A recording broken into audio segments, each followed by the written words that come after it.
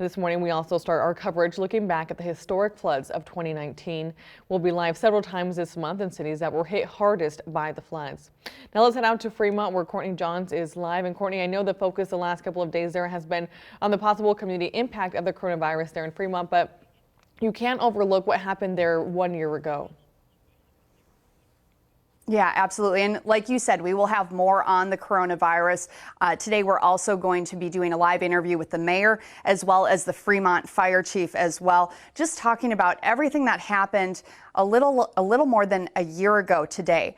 On March 14th, officials say it started out like any other day. But by the afternoon, the Fremont Fire Department says things got out of hand and eventually they had to rescue one of their own. Now, we recently acquired recordings of the radio call of that night and what happened to them. And it gives you a better idea of what happened and why officials say it's a miracle no one died.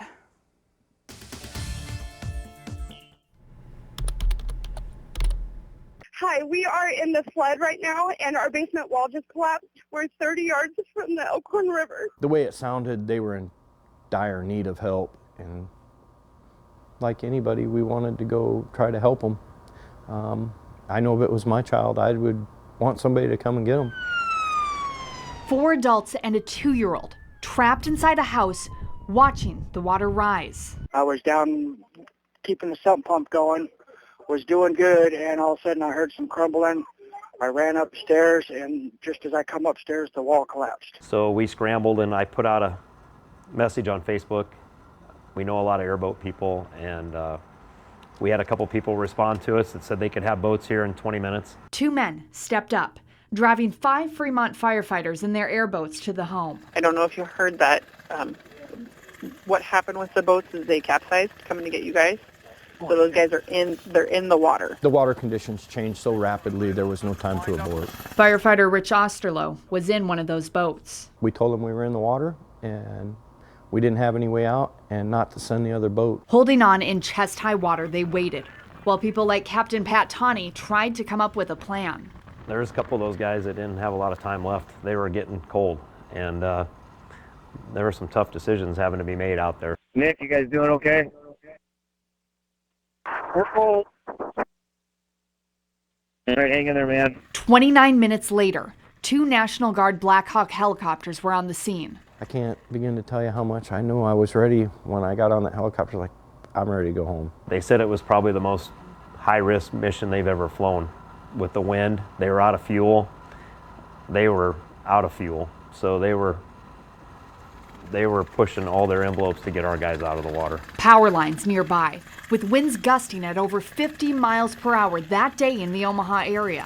When I got lifted up in that helicopter, I was like, well, boy, I ain't gonna die down there, but I'm gonna die getting in this helicopter. My hands were so cold, all I could do is wrap my arms around there. I couldn't feel my hands no more. Rushed to the hospital, Rich and his fellow firefighters didn't have time to process what happened. State Patrol just notified me that there is another rescue that they're possibly going to do. They were out helping more people within a matter of hours. It's tough to keep thinking about it.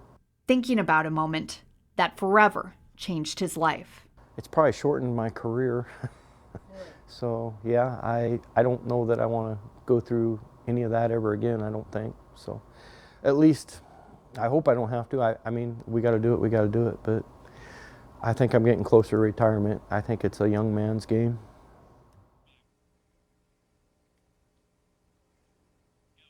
And because of this incident, the Fremont Fire Department says that they are no longer doing night rescues when flooding hits. They say if someone's been told to evacuate and then they choose not to and later call for help, those people are going to have to wait until the sun comes up. And they say it's a difficult decision to make, but they just can't afford to put any more lives at risk.